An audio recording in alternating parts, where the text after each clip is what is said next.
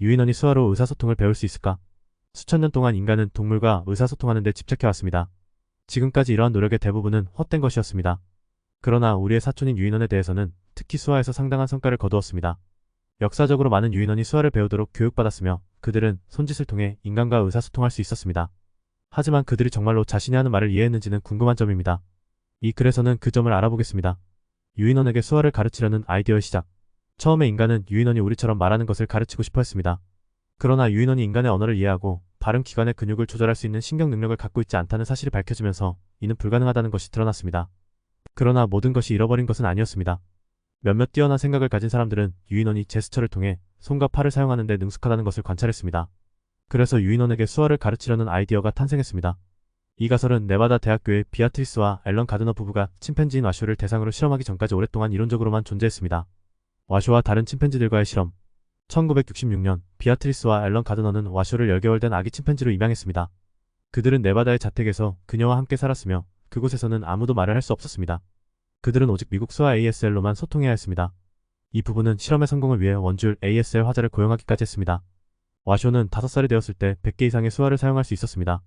이후 그녀는 더 많은 실험을 위해 오클라호마 대학교의 영장류 연구소로 보내졌습니다. 유인원에게 수화를 가르치는 최초의 성공적인 실험을 수행한 가드너 부부는 모자, 필립, 다르와 같은 다른 아기 침팬지들을 대상으로 유사한 실험을 진행했으며 모두 성공적이었습니다. 이 실험을 더욱 흥미롭게 만든 것은 룰리스라는 또 다른 침팬지가 이 실험에 포함되었다는 점입니다. 그녀의 이름은 애틀란타에 있는 2명의 보호자 루이즈와 리사의 이름의 약어에서 유래되었습니다. 룰리스는 다른 유인원들과 달리 인간이 아닌 와쇼에 의해 키워졌습니다. 가장 흥미로운 점은 와쇼가 룰리스에게 미국 수화를 가르쳤다는 것입니다. 와쇼와 함께한 지 8일 만에 룰리스는 첫 번째 수화를 사용했습니다. 결국 그녀는 어머니로부터 더 많은 수화를 배우게 되었고 이는 유인원이 인간뿐만 아니라 서로에게서도 수화를 배울 수 있음을 증명했습니다. 이후 모자, 필립, 다르와 같은 다른 유인원들도 가족에 합류하여 교차 양육되었습니다. 이 환경에서 모든 유인원은 서로와 인간과 수화를 통해 소통했습니다. 연구 결과 그들이 사용하는 수화 중 5%만이 음식과 관련된 것이었고 80% 이상은 사회적 상호작용에 관한 것이라는 점이 강조되었습니다. 유인원의 수화 학습 능력에 대한 후속 연구. 와쇼라는 단일 유인원은 이후 많은 유사한 실험에 영감을 주었습니다. 예를 들어 2015년 기후변화에 대한 연설을 한 유명한 고릴라 코코를 모두가 기억할 것입니다. 반면 코코의 연설은 유인원이 수화를 배울 수 있는지에 대한 연구에서 상당한 논란을 일으켰습니다.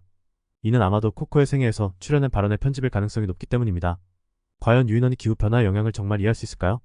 코코의 이야기를 생각하면서 이 분야에 크게 기여한 또 다른 주목할 만한 유인원인 님 침프스키를 언급할 가치가 있습니다. 님은 콜롬비아 대학교의 학생인 스테파니 라파르지에 의해 맨해튼에서 자랐으며 처음부터 미국 수화를 배웠습니다.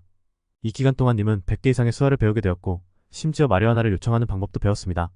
라파르지는 그녀의 교수인 허버트 테라스의 요청으로 님을 대상으로 실험을 진행하였으며 이는 1979년 사이언스 저널에 발표되었습니다. 유인원이 정말로 수화를 이해할 수 있을까? 1979년에 발표된 이 연구는 유인원이 수화를 이해하는지에 대한 의구심을 불러일으켰습니다. 그 이유는 유인원 이미지나 프레임에 의해 유도된 수화를 만드는 장면이 포착되었기 때문입니다. 따라서 이러한 유인원들이 인간 행동을 모방하고 있을 가능성이 있으며 수화의 의미를 전혀 이해하지 못할 수도 있습니다. 다양한 유인원과 그들의 수화 경험에 대한 연구를 공유하는 목적은 위 가설의 강점과 약점을 강조하기 위함입니다. 어떤 면에서는 유인원이 수화를 배울 수 있는 것처럼 보입니다. 그러나 그들이 효율적으로 사용할 수 있을까요? 아마도 아닐 것입니다. 와쇼와 같은 유인원이 수백 개의 수화를 배웠음에도 불구하고 문법은 큰 문제였습니다.